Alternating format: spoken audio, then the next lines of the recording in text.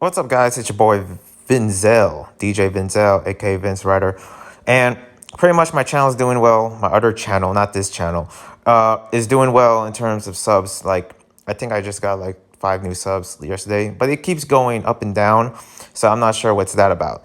But yeah, welcome to the scene. Pretty much, this is just a series where I just talk about Breakin or what's going on in the culture, something to really talk about because I still watch Breakin. I still support it, even though I'm basically, more involved within skateboarding and also within the anime community, which is because I do like that's kind of like my other channel and animate kind of, content. And the thing is that that's what is pretty much like kind of like my calling. And there's someone here in this, not a guest here, I'm by myself, but there's someone that I want to talk about that also is going through a similar phase uh, that is kind of like me, that is almost going through like it's like they're going through what I'm going through in terms of where they at when it comes to making content or what they want to be or what they're trying to be.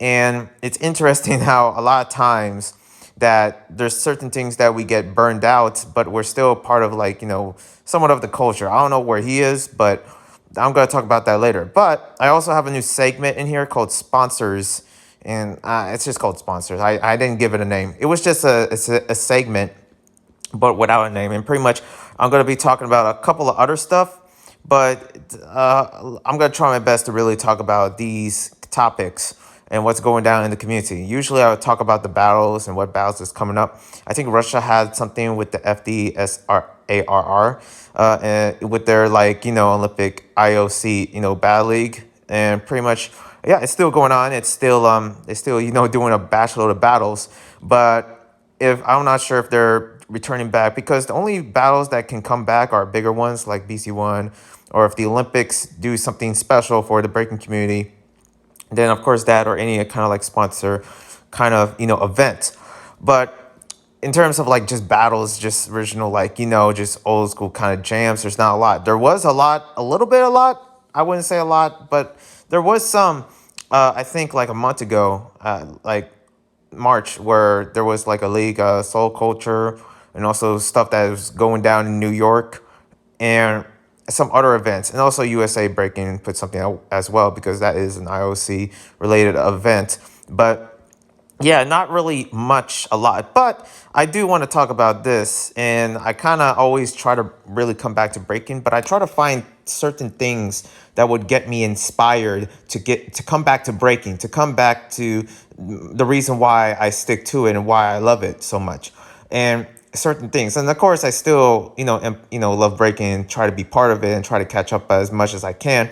But my motivation to break in general is not much, than it used to. But it has been going on so well, pretty much. And it's because that there was this new, like, kind of, well, not new, well, sort of new, but community that I kind of been looking up to. It's not skateboarding, pretty much. Usually I would try, but for some reason, I'm going to be honest, when it comes to skateboarding mixed with breaking, it just doesn't really, attract me. I just like skateboarding because of skateboarding, because of the video games, and also the skateboarding in the Olympics as well. That's also a big thing. But there's this other aspect, this other sport, and it is a sport.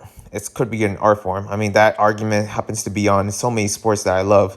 Skateboarding, is it an art or, is it an art or a sport? The same thing with breaking. That conversation has been blasted astronomically for many B-boys and B-girls, and still to this day. But I want to talk about tricking. Now, tricking has been, I kind of heard about tricking when I first saw Hook being, the Hook Gathering being the biggest like tricking competition. And for those that don't know what tricking is, it's basically you doing flips, like freestyle flips. Some people would say it's kind of from martial arts, and it's a little bit of like, breaking influence as well because, flips and B-boys do flips and B-girls do flips, and, tricking is basically in all flips, all everything about flips. It's gymnastics, martial arts, and breaking all in one. And the reason why I kind of look up to tricking at the moment, because tricking is also another example, and also imagining myself, what happens if I, instead of breaking, because I'm involved in breaking and I'm a b-boy first, even in skateboarding itself, I'm also a skateboarder, but I'm a b-boy first, because that's the art form that kind of was more nice to me. It's the community that is more accepting than any kind of art form, any other kind of forms, even any other communities. I mean, I would surely say, like, the anime community and the communities in certain fandoms, were kind of nice to me. They were cool, but breaking has always been there, especially in my childhood. But what if I switched that with tricking? If I was in the shoes of someone that, a tricker, I think that's what it's called, that is pretty much involved in the sports and that wants to see it grow. The same thing when I see like breaking. Breaking, we're climbing, we're, pretty much slowly, becoming bigger as times move on, and it's slowly elevating. And with the Olympics and the sponsorships, because I have a sponsor segment, there's some interesting sponsorships within the breaking that I was kind of surprised about. But what if I switch that to tricking? And when I see the tricking community and the culture, they don't have a lot of sponsors. They don't have a lot of like, they don't have a lot of like, structure much when it comes to it. There is certain like clothing like companies or something like that, very small clothing companies, small shirt companies and stuff. There's literally like no, like, I don't know about Red Bull, because Red Bull did a tricking, because they do a lot of things. Red Bull be doing everything. And there's like no, clothing brand that would ever be involved with tricking, I think. I'm not sure if, Puma would be involved, or Adidas, because I do see some tricking people wearing Adidas. But then again, that's like anyone else wearing clothing. They're not sponsored. Me, I'm wearing Pumas and I'm not really sponsored. But what if, like if I, because I'm just thinking to myself, because a lot of these trickers, when I see the documentaries, and that's what I've been watching about documentaries about tricking, they talk about like, they try to compare themselves to skateboarding, which, come on, I wish you compared it to breaking. But skateboarding, yeah, I appreciate that. And they say something like, oh, it's like the same thing, they do tricks and they, it's kind of like the aspect, like, oh, they get paid for, doing tricks and stuff. And, there is a certain structure in skateboarding that, is not easy. But I do have to admit, when it comes to skateboarding, they're just spoiled with sponsors. Say what you want. Skateboarding, you can be freaking sponsored by Walmart. You can be sponsored by your closest like food restaurant or your favorite drink.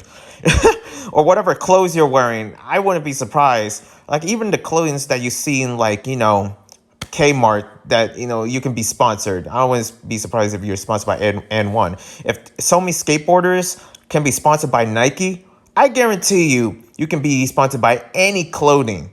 Even like what, Kangol or Speedo clothing, swimming wear, Billabong, or but there are like so many sponsors, like at least 1,000 shoe sponsors. That's crazy for skateboarding, and skateboarding always has been like that. Shoes that went on and goes on, and pretty much that are probably still there, but probably in a smaller state. But yeah, skateboarding is ridiculous. They're in ESPN, they're in Olympics, they're everywhere. They have video games on video games. They have so many like people comparing themselves to skateboarders, and the aspect of skateboarding being like kind of like the main like demonstration of confidence and also commitment.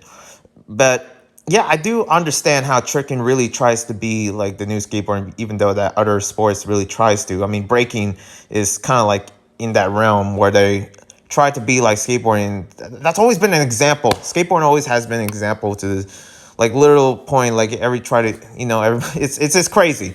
When you get into the realm of skateboarding, really, it's almost so easy to be blessed to be a skater. And that's why I kind of like came back to skating. And they try to compare themselves so much. But the thing is that in tricking, there's not really a structure at all when it comes to the sport. And I feel bad for just seeing how they really try to have that, because they look at themselves like athletes. They look at, in their opinions, tricking, even though, look, I look at breaking like the best sport ever. In the music, it's almost unquestionable why I don't see it big. And I kind of have those rants time after time saying like, breaking needs to be bigger. Like, but it's sort of in a good place, we're just enjoying the view. But when I look at tricking, they don't have a lot of stuff. They don't even like have like pretty much any anyone really wanting them to actually go to the Olympics. They didn't even mention that. I could be wrong because that would be the coolest thing for the tricking community. But they don't have like much sponsors. They don't have like much of people really having their back or any kind of like backers or organizations that involves tricking. They don't have a lot. They don't even have a lot of major athletes and people that are somewhat at least within breaking. I do see music videos that mention breaking. I do see I do see the cringe of the animation, like different like movies from Pixar or Disney that reference breaking, and it's literally the cringiest. Like Bell in Wonderland, recent game that is not good. Okay, I seen it, and I'm like, ugh, and pretty much in the gaming community, another community that happens to really talk about it, just don't like it, and I can see why. But Belle in Wonderland, their protagonist is mainly literally a breakdancer, a b-boy. And you can tell because does the freeze, do spins, listen to music, and all that stuff. At least they mention my kind of, which I do appreciate it, but at the same time, it just gets this weird feeling like ugh. So I kind of, and I can only imagine for many trickers or people within the tricking community will look at that. And I guess that's, I don't know, I wouldn't know if that's like a negative thing for me to say that kind of motivates me to somewhat be, motivated to stick to breaking because at least I look at that and I look at breaking like, you know what, I think we're good. We're in a good place. But then I kind of wish that tricking, because there's so many other sports that could have been like in the Olympics, could have been, they talk about, there's a documentary that they reference not only how many times they, try to compare themselves to skateboarders, but they also talk about how they really want to be at the ESPN. And believe it or not, it's actually, I'm not sure if it's like 2 minutes away from me, but I'm in Oakland. This organization, I think it's called Adrenaline, and it's in like Redwood City, which I believe it's like, and it's like a little bit more southern than San Francisco, like close by. And it's an organization, and pretty much they really try to be like, they're making a business on hoping one day that can have like major sponsors and also become like sports, and hopefully have ESPN under back and have tournaments and judge panels and different jobs for others. Now I'm not sure how they're doing right now in terms of the pandemic. I mean, I wonder if they can adapt the same way that Break Free adapts when it comes to like b-boys having like still having a structure, still having a job, still paying bills, doing classes, still trying to come up with competitions, major because they do a lot of prize monies. So I'm wondering if they're trying to follow those steps, because I look at it and I'm like, I'm not here saying like that pretty much they're in a low place. I kind of feel like, and I'm pretty sure that a lot of triggers probably don't really see the same or don't feel the same, or if I don't know if they're hiding it knowing that they deserve more. Because yes, a lot of times when you're sort of like seeing, you're part of a community that is in the top and you see another community that is lower, and tricking is down here, but breaking is sort of like up in the air, but it's a little higher, pretty much. It's actually more higher in terms of like, sponsors, because at least we have Red Bull and a bunch of other energy drinks. At least we got clothing brands that doesn't really commit themselves to actually be part of it, but it's here or there. Kind of like Nike with Jinjo Crew and a couple of other Korean events. But when it comes to America, they're just not there. They don't care.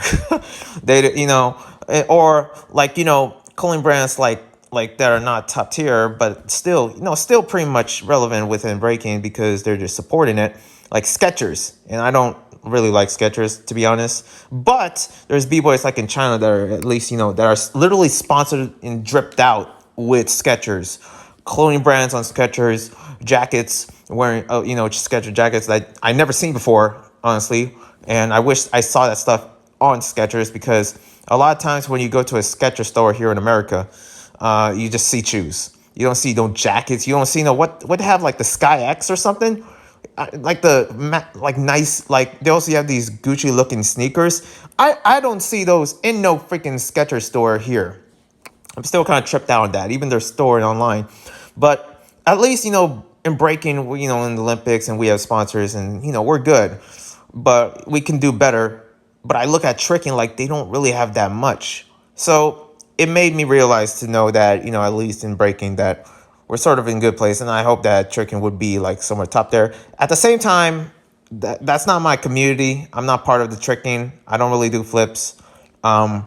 So I don't know, but it's interesting. We're gonna see it, and I'm kind of really want to see more documentaries of tricking, and also the interviews of these people really pushing it to be in the Olympics or the ESPN. Next up is talking about the USA breaking. Speaking of in Olympics, Technique actually made a video of him dressing USA breaking. It's just like a short video, 10 minutes, I think, 10 minutes. Yeah, I could be wrong. That he talks about how USA breaking shouldn't be like in a ballroom setting because it's part of like the world dance thing, and that's the only dance kind of related kind of sports organization that is like somewhat like centered to the Olympics, and it's part of it. With FDSARR, that's a ballroom kind of setting, but now they required breaking in it, and also they required samba and a whole bunch of weird dances and stuff that I don't understand honestly. Maybe my parents do since they like to salsa or dance. But I mean, I'm like, yeah, it is what it is. But when I look at it, I'm like, well, it's better than nothing, because any sort of within breaking in the Olympics, if you ask me, we're blessed, we're good, because I'm that person where I keep it safe. And that sounds a little wussy and weak of me saying, but I know I'm not stupid, because I know that we're in a good place. Like, for example, if I was sponsored by Adidas and they give me at least like one sneaker, I'll thank them. I don't care. Like, if it's one, it better be good sneakers. That's for sure. They better not something used. But if they give me some good Stan Smiths and stuff, I'll say like, yo, thanks Adidas. Or, having like my own shirt. Yo, that's dope. That's dope. At least I know that I'm sponsored by Adidas.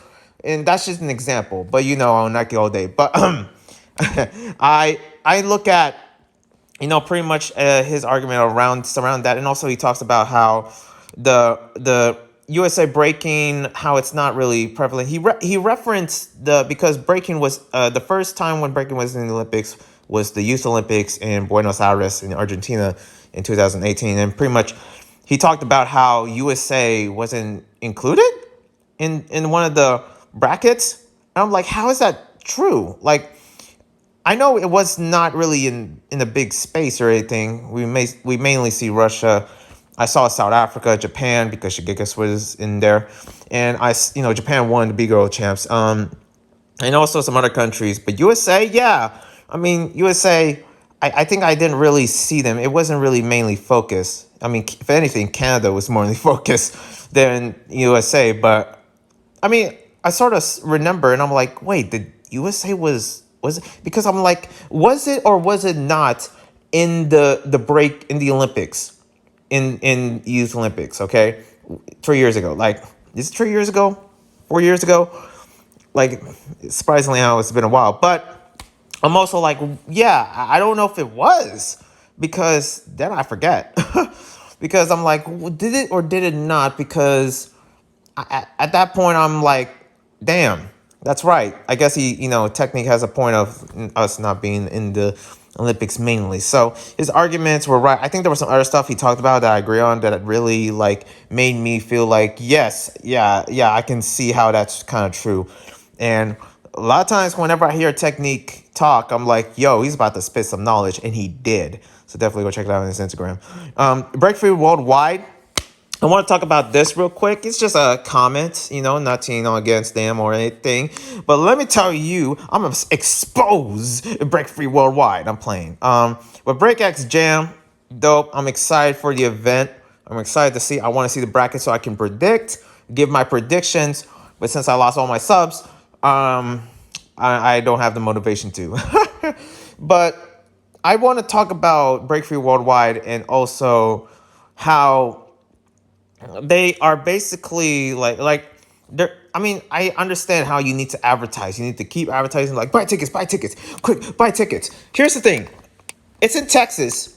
No one's allowed to travel. Borders are closed. So if you're expecting a big audience to come in, even if it's like 50, but and that's another thing. It's crazy to know that, wait, isn't like 50 seats available only? So if they're really pushing this, because it feels like every hour they're like advertising, they're like, yo, push more tickets, yo, buy tickets, because I follow Break Free Worldwide, and it's just almost like it's a yell into your face, especially the emails I get because of the app. And they're just like, I'm just curious, right? I'm curious, like, how many seats did they sold? Because if they're like pushing that hard, it made me think, and I kid you not, personally to me, it made me think like there's not a lot of people buying tickets for Break X, isn't there?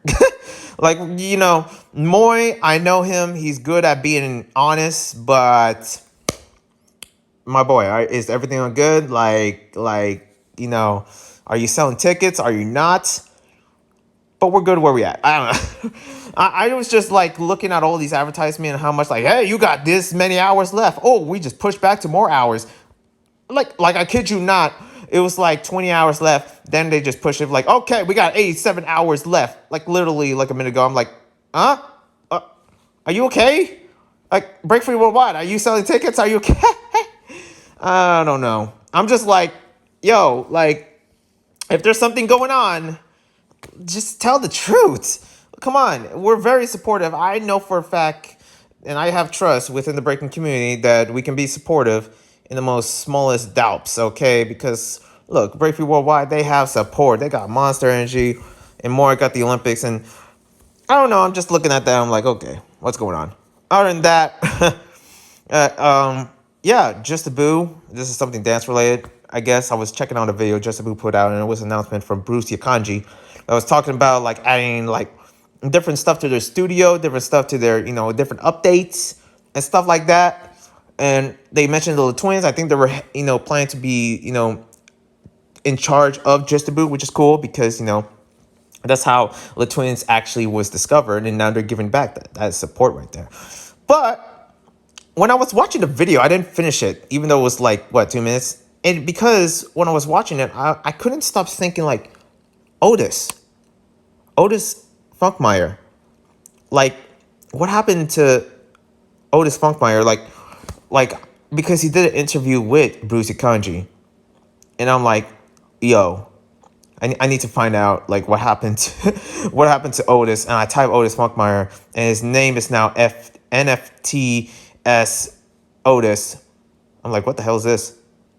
So he put out a video, and there was a video from 5 days ago from Otis. And I was like, yo, like, he's still alive? No way, because I haven't seen Otis in like 2 years. Like, literally, I think it was March of 2020 when the whole thing, what happened. And he's back. But he's not back to doing dance commentaries, because that's what he's mostly known for, doing popping commentaries. And it made me feel like, snap. Like, damn, do I have to do it? Because, and Otis said some stuff where it made me feel like, is he going through what I'm going through? Like, oh my goodness, this is real. This is relatable, because he's being real, and you can see it, like, you can tell from his words that he's free and he's away from the stress. And I'm like, what's going on? What's going on? Oh, this, like, is everything okay? Like, he was a big, huge fan within popping. I think he still pops, and he's pretty much within the popping community. He has interviewed many bigger names in the popping community, like, even like Poppin' John and Poppin' Pete, and also Bruce Ikanji, which he said is his pinpoint. I didn't understand much what he said, but he's now into NFTs, which is art crypto. You can look it up. I don't really care much about it, but that's his life. And I'm like, this kind of almost relates to me within reading, within my life, within the anime community, within the book community that I'm part of in my other channel. I found my calling. That is my calling, and that's what I'm getting the most subs and most views off of, to the point where I couldn't really count. So he's going through what I'm going through.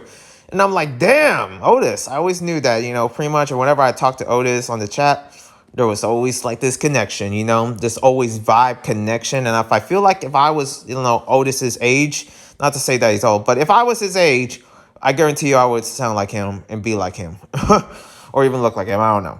But he was a huge inspiration for me when it comes to commentating videos, when it comes to making break related stuff like this. So I don't know. Shout out to him, to his future. I'm pretty sure he's still in Singapore. I believe. I don't know. It doesn't look like Los Angeles where he's at. And it doesn't look like he's posting much. He said something like he doesn't want 1 million subscribers. I'm like, my boy, it's not that easy in YouTube, okay? Especially when you're doing popping commentaries and stuff, you know. But he does go into it, and there's some stuff he says that pretty much would get uh people's attention because the fact that he's back, and also he talks about like where he's at in life, and it kind of should be a huge inspiration for people finding out who they are, because he says it in the most realist way. But yeah, Otis is back. Last segment for this one is going to be sponsors. So I really want to talk about these 5 topics. There's only 5, okay, and pretty much some of them are short, some of them are long, some of them are my opinions. A lot of what you're seeing in this video, or what you're hearing, of course, is my opinions. And what I want to talk about is Wanda. B-Girl Wanda, and Bboy Beast from Skill Methods, and Ilson, a friend of Victor, did a collab, right, with Run DMC and King Ice. So Run DMC, King Ice, I believe they're doing a collab, and they just hired the B-Girl and the 2 B-Boys to do it for them, and it was fire. And pretty much, I have to say this, Wanda couldn't stop advertising in her Instagram about this, and I'm looking at it, I'm like, well, I wouldn't too, because I would definitely advertise to the point in time. But the thing about me is I don't really post much on Instagram, so who am I? But yeah, Wanda is like posting nonstop about this, and it's kind of like, okay, Wanda, you can, okay, like, what is like tree in one day or something, like, geez. But I don't blame her, because that happens to be a big opportunity. Run DMC and X King Eyes, come on, you take that opportunity, and pretty much it's kind of like, almost like a big thing within Wanda, because she's so good at like really pretty much posting, or having the confidence to post, the many times she wants, and letting, pretty much the community know, like, hey, you see this right here? Like, I feel like that's what she's trying to tell us. I don't know. But yeah, the over posting of Run DMC X King Ice, and pretty much in the music video with Adidas, is flaming. I wish there was some Adidas sponsor. I'm gonna be honest, that happens to be the closest to get Adidas sponsor. Okay, Adidas, you need to come back to Breakin. Where the hell are you? Anyways, BC1 Cypher, Red Bull, not a sponsor. That pretty much is, this one is just me talking about like the different ciphers, because there's got to be some ciphers, and I think wait, I have a list here. So pretty much there's a cipher that's going down in France in May. There's a camp in Russia in June, and there is oh yeah, the cipher in Poland, of course, in Gdansk. And yeah, Cypher Austria, May as well. A lot of these are in May, which I'm like, oh, that's a good thing, because even though I'm not going, which is sad, I'm pretty sure that I'm going to be watching a lot of it, because May is basically when my semester is over. So that's dope. Next up is, oh yeah, Little Kev on Lacoste, or Lacoste, I think this is. Lacoste X Walk in Paris. Lacoste, the shoe brand, I think from France, that a comfortable shoe brand known for their slip-ons, that happens to do a collab with Walk in Paris, and Little Kev is in there. It's like Little Kev is almost like the head of this. Like, and this is not the first time. Lacoste has been involved when it comes to sponsorships. There was this crew from New York City. I believe Pop was in, Bboy Pop was in, because he's from New York, and also some other breakers in New York, that is involved with Lacoste, and they did a thing there. I think it was like, some kind of like, just modeling or something, and they throw in a couple moves. So it was kind of like that. I believe it was New York Hit Squad. But yeah, this is dope. I love to see many B-boys and B-girls sponsored, especially Lacoste. I heard Lacoste, when it comes to their sports, resume within France, they're like top tier. And Lil Kev, it's good to see him part of it. But yeah, Lil Kev is almost beginning to be like the McGregor, the true McGregor of breaking, especially sponsor-wise and events-wise. I don't know, to me it is. But next up, I gotta talk about the king of all sponsors, at least at this point in this year, is Shigekix on Champion. This is sick. He's literally like, doing commercial with Champion, and he also did a one with Allbirds. I wouldn't be surprised if I do see other sponsors as well. But my goodness, it happens to be like Shingeki is just dripping. It's like taking that Olympic, gold, well, not gold, silver. I think silver, bronze, or whatever. But he is so good with these brands and sponsors. The way he shares them, but it's even like stuff with Red Bull or Xperia, Sony, like different brands like that. But with Champion, that has to be the top, cream of the top right there, because I seen a couple of few B-boys wearing Champion, but Champion, I never actually see them at anything at all, not even as a skateboard brand, even though they do like different skateboarding here and there. But yeah, the Shingekix being sponsored by Champion, that happens to be a big deal. Come on, like it's good to see more sneaker brands involve breaking. That's what I want to see. And also supporting like as well as different shoe related brands within breaking, because we do have our own shoes like Dizzy Threads and also the Catch Rex. But yeah, Shingekix, big ups to him for that sponsors. And speaking of Japan, Kosei Breakers collaboration with New Era. Kosei, I think yeah, Shingekix's sister Ayane is within Kosei Breakers, and they collaborated with New Era, and they did this whole collab in performance in the D League, which is a dance show in Japan. So yeah, some cool stuff in the community, stuff that gets you back motivating, stuff like that. I require to actually watch the tricking stuff. But other than that, this segment of Vince Talk or B-Boy Discussions is brought to you by me. Okay, so hope you guys enjoy. Make sure to check out my other channel. I mean, it's up to you. You don't need to. But yeah, pretty much my other channel, I'm doing big stuff over there. So other than that, I'm going to be addressing stuff. And pretty much, who knows, I might be coming back to commentaries. I don't know. But just like Otis, we don't know. Otis could, like, out of nowhere, could put out a popping commentary. I could put on a breaking commentary. And everything could be like 2019 again. But I'm out of these streets. Peace.